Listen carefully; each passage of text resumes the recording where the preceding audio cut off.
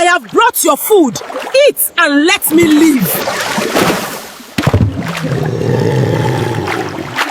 And so the question remained, who washes meat at a stream before cooking?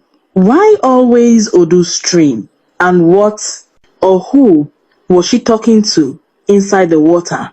The villagers didn't want answers, but the answers were coming because something strange was about to happen. Something the village had never seen before, and it all began the morning someone else followed Madame Azuka to the stream. Even with all the strange things surrounding Madame Azuka, one truth stood firm in the village. Her food was irresistible. No matter what rumors spread, no matter what the elders muttered in their compounds, no matter how many people claimed Odu's stream was not natural, the villagers could not stay away from her cooking. Every morning, after she returned from the stream, she would open the wooden windows of a small restaurant, tie her wrapper tightly around her waist, and start cooking. The aroma that rose from her pots was something the villagers could never explain.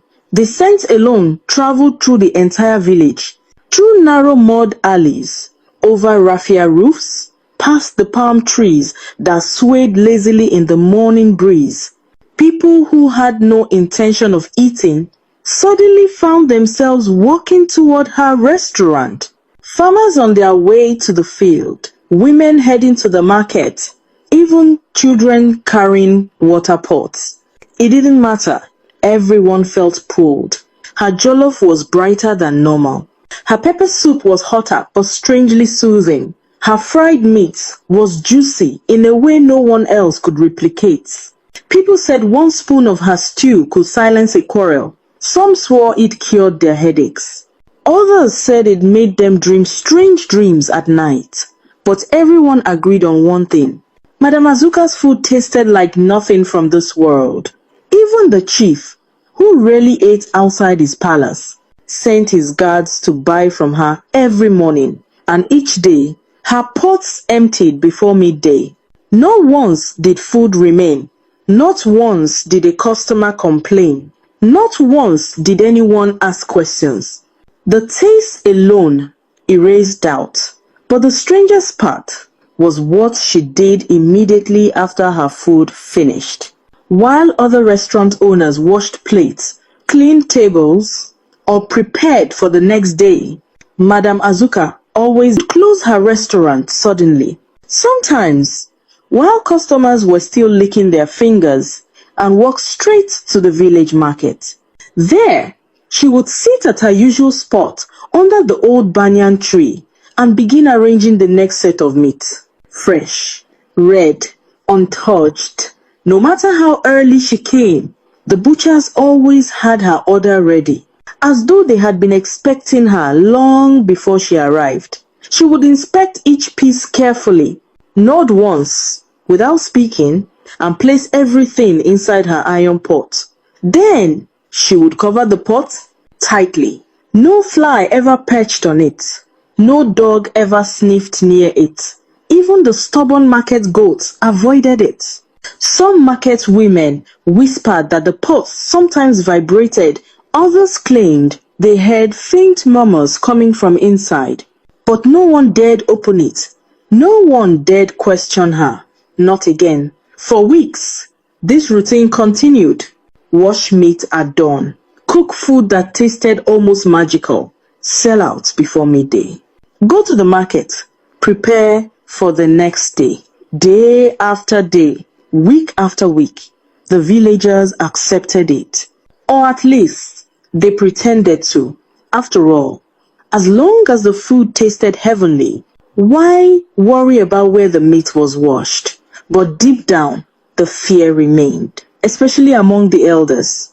Because every night, when the moon was full and Odu's stream shimmered unnaturally bright, something called her, and she always answered. But things were about to change. Because on one particular market day, as Madame Azuka sat arranging her fresh meat, a young boy, barefoot, curious, and stubborn, inched closer to her pot, closer than anyone had dared in years. He wasn't afraid. Children rarely fear what adults fear, and what he saw when he lifted the edge of the pot's lid, just a little bit, made his heart stop. He didn't scream, he didn't run, he simply froze. And Madame Azuka slowly turned her head toward him.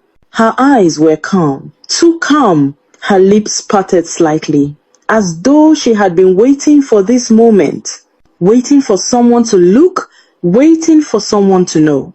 The boy swallowed hard, and then she spoke. A single sentence, soft, cold, final. You shouldn't have looked inside. For weeks, the villagers whispered, argued, and speculated, but no one had the courage to follow Madame Azuka to Odu Stream.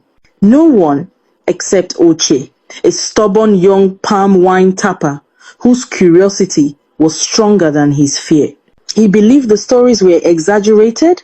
He told his friends, "There is nothing inside that stream. That woman is only washing her meat. I will prove it." And so, one morning, long before dawn, he set out with the confidence of a man who had no idea what awaited him. He hid behind a cluster of bamboo trees. The moon was fading. The air was cold and unusually still, the kind of stillness that feels like it's holding its breath.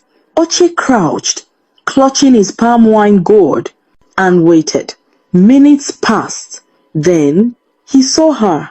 Madame Azuka appeared like a dark shape carved out of the night, moving silently along the narrow path. The iron pot on her head gleamed faintly, as if something inside was reflecting light that wasn't there. She reached the riverbank, placed the pot on the polished stone, and knelt.